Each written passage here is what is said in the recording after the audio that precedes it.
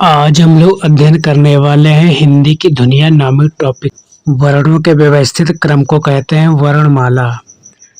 हिंदी वर्णमाला में सामान्य रूप से स्वीकृत वर्णों की संख्या है 52। वे स्वर जिनके उच्चारण में जीभ या जिह्वा का आगे वाला भाग ऊपर उठता है कहलाते हैं अग्रस्वर।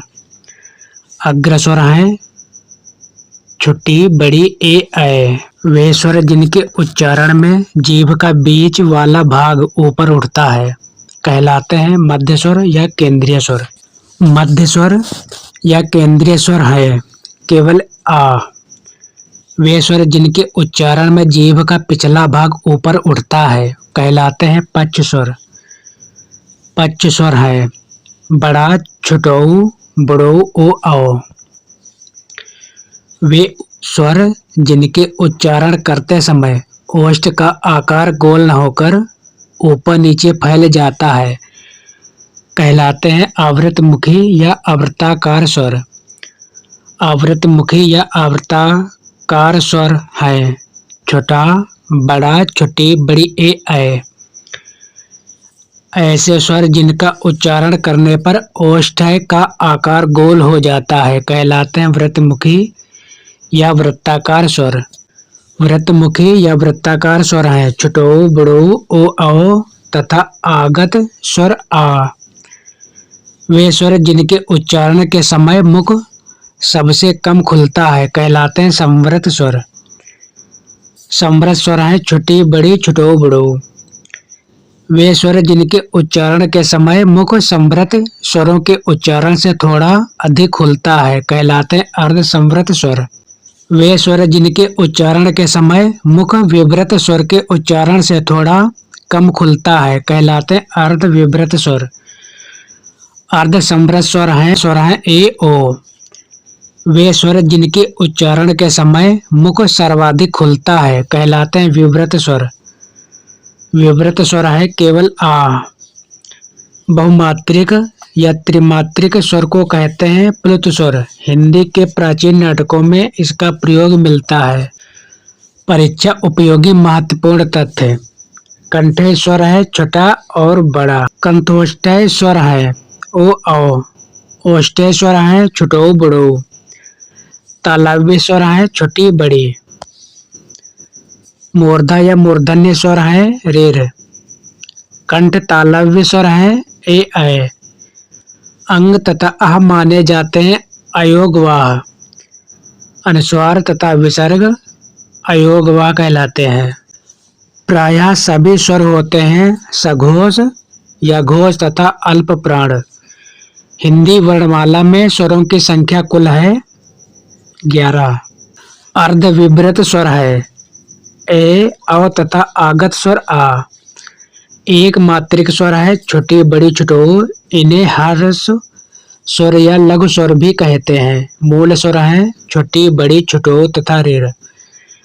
द्विमात्रिक गुरु स्वर या दीर्घ स्वर है बड़ा बड़ी छुटऊ।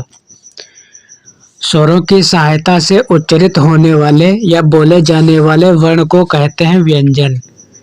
इनका उच्चारण स्वरों के सहयोग के बिना नहीं हो सकता है।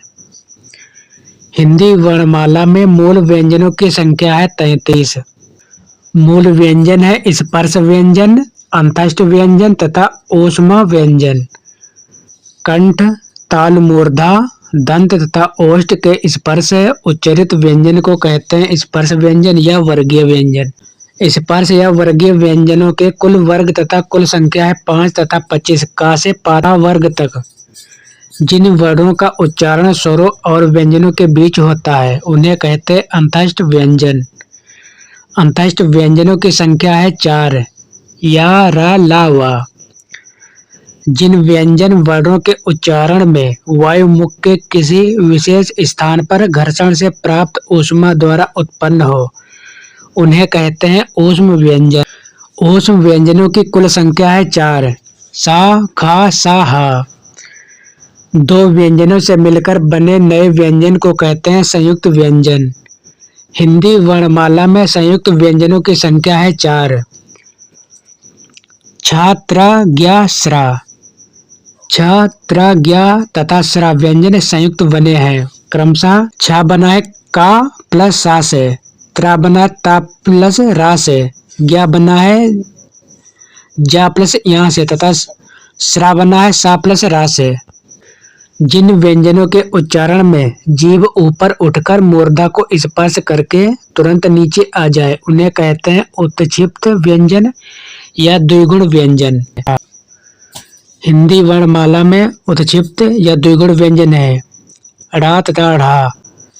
ढ़ा व्यंजन उत्सर्ग उत्क्षिप्त, ढ़ा व्यंजन मूर्धा उत्क्षिप्त। कंठे व्यंजन है क, ख, ग, घ, अंगा तथा हा।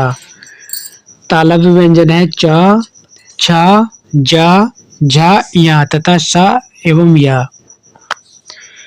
मूर्धा या मूर्धन्य व्यंजन है ट, ठ, ड, ढ, अण तथा स, र। ढ़, ढ़ तथा ढ़ भी। दंत व्यंजन है त, थ, द, ध, न तथा ल, स। ओष्ठ्य व्यंजन है प, फ, ब, भ, म। दंतोष्ठ व्यंजन है व। वतर्स व्यंजन है ज, न, र, ल, स। स्पर्श संघर्षी व्यंजन है च, छ, ज, झ इत्यादि। संघर्षी व्यंजन है स, ख, स, ह तथा आगत वर्ण ख, ज, ग, फ इत्यादि।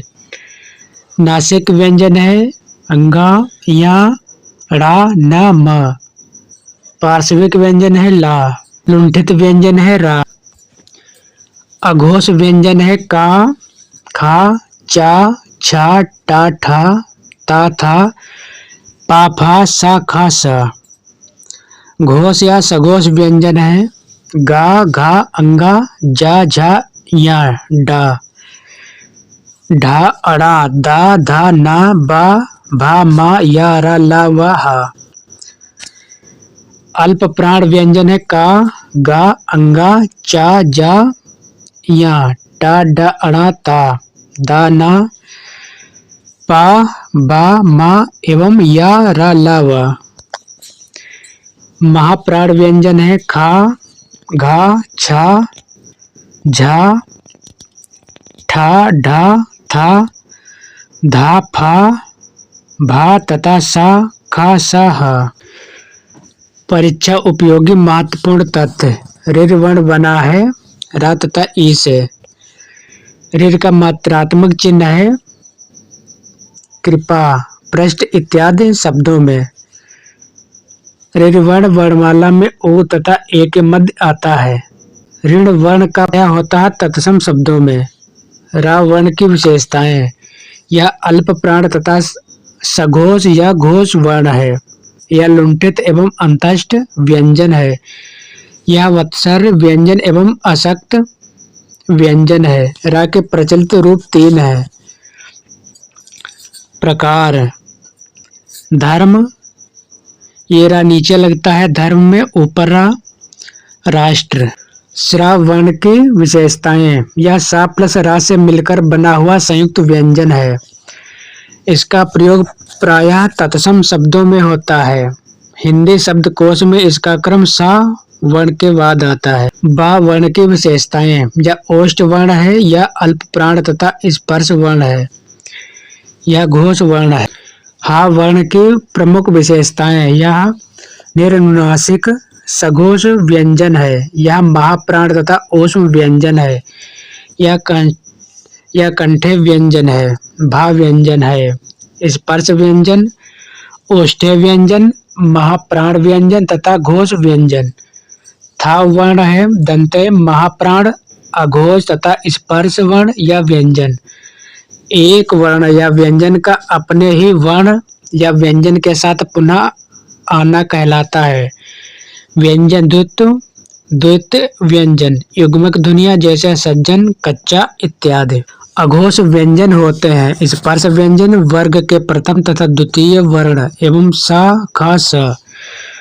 घोष या सघोष व्यंजन होते हैं स्पर्श व्यंजन वर्ग के तीसरे चौथे तथा पांचवें वर्ण एवं या र ला व ह अल्प प्राण व्यंजन होते हैं।